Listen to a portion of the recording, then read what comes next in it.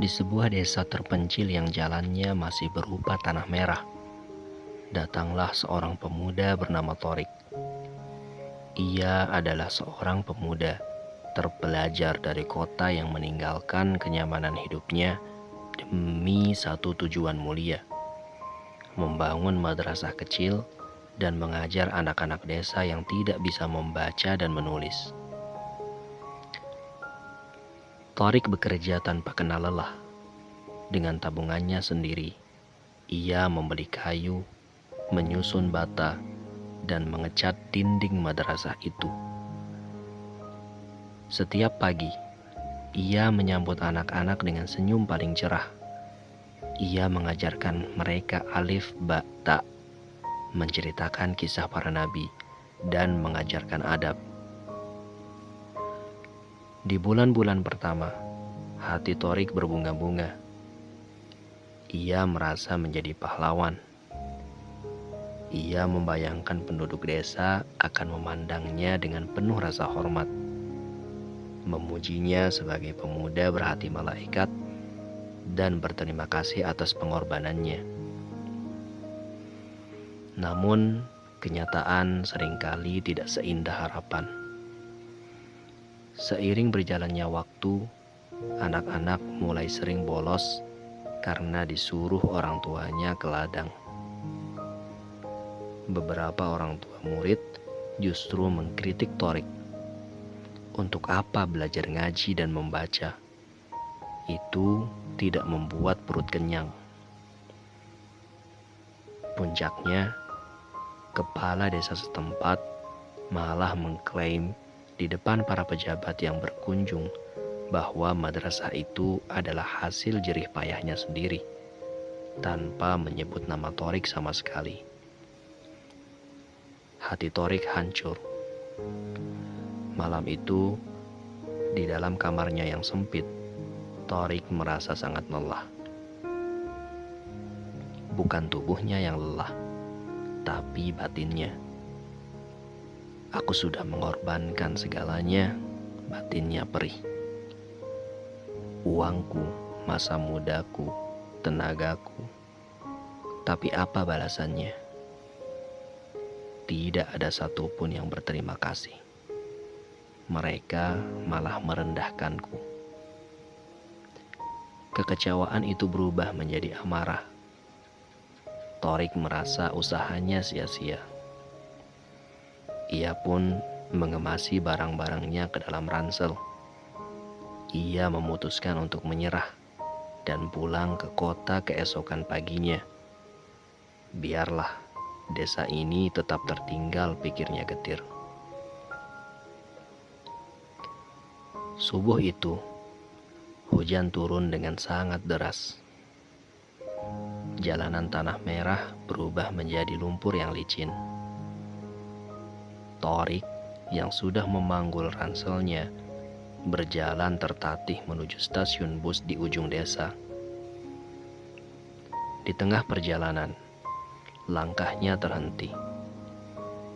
Di dekat jembatan kayu yang sudah reot, ia melihat siluet seseorang dalam balutan jas hujan plastik yang sudah robek-robek.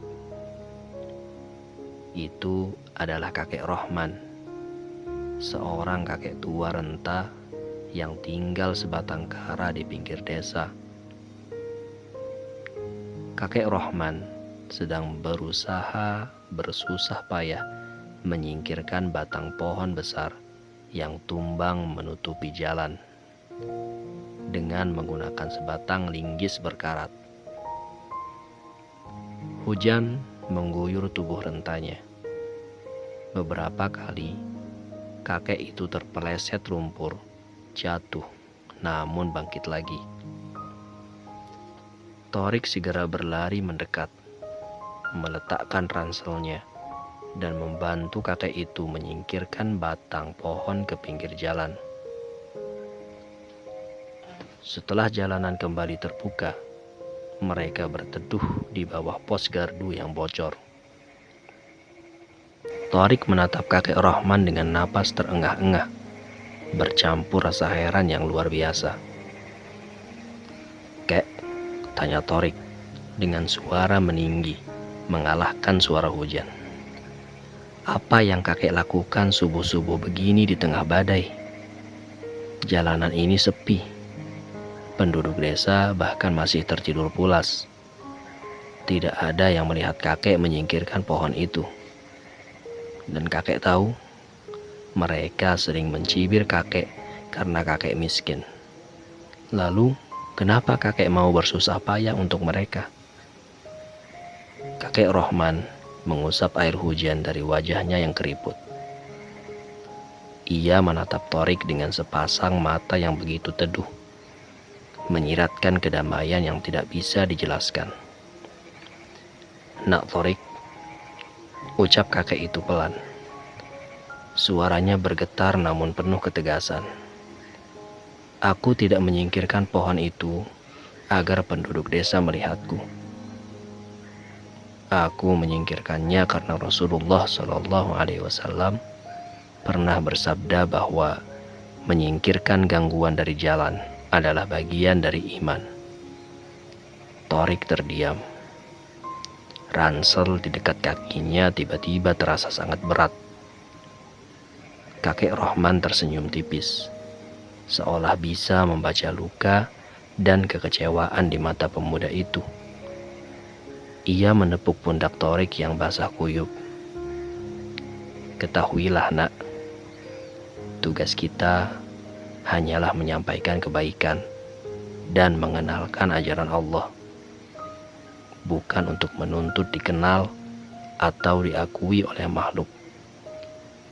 Saat hati sudah berniat untuk Allah, penilaian manusia tak lagi mendikte langkahmu." Kata-kata itu meluncur dengan sederhana, namun menghantam dada Torik bagai petir yang menyambar di pagi buta. "Jika kau berbuat baik untuk mendapat senyum manusia," lanjut kakek Rohman, "kau akan hancur saat mereka mencibirmu.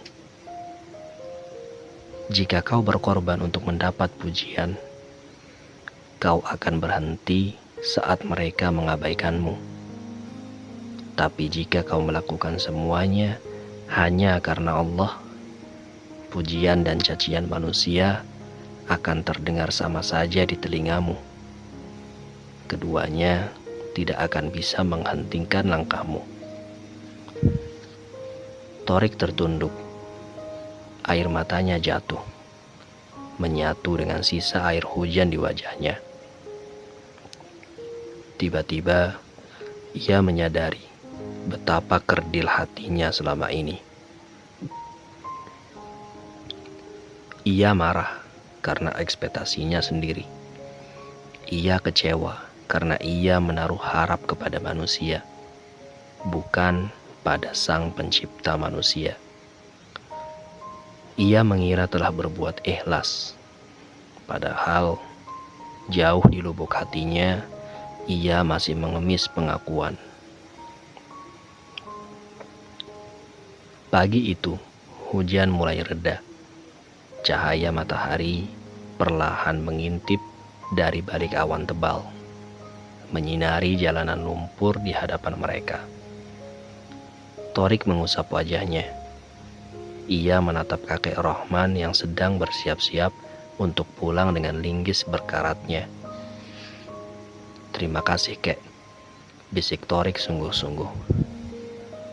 Kakek Rohman hanya tersenyum dan mengangguk, lalu berjalan gontai menembus kabut pagi. Torik berbalik. Ia menatap ranselnya sejenak, lalu mengangkatnya. Namun, ia tidak melangkah menuju stasiun bus. Ia memutar langkahnya, berjalan kembali, melewati lumpur, kembali menuju madrasah kecilnya. Kali ini, langkahnya terasa jauh lebih ringan. Ia tahu anak-anak mungkin akan kembali nakal. Penduduk desa mungkin tidak akan pernah berterima kasih kepadanya, dan namanya mungkin tidak akan pernah diukir di prasasti manapun. Tapi Torik tidak peduli lagi. Mulai hari itu, ia tidak lagi mengajar untuk penduduk desa. Ia mengajar untuk Tuhannya. Dan di dalam keikhlasan yang sunyi itu, Torik akhirnya menemukan kedamaian yang selama ini ia cari. Terkadang, rasa lelah yang kita rasakan bukan karena pekerjaannya yang berat, tapi karena niat kita yang salah bersandar.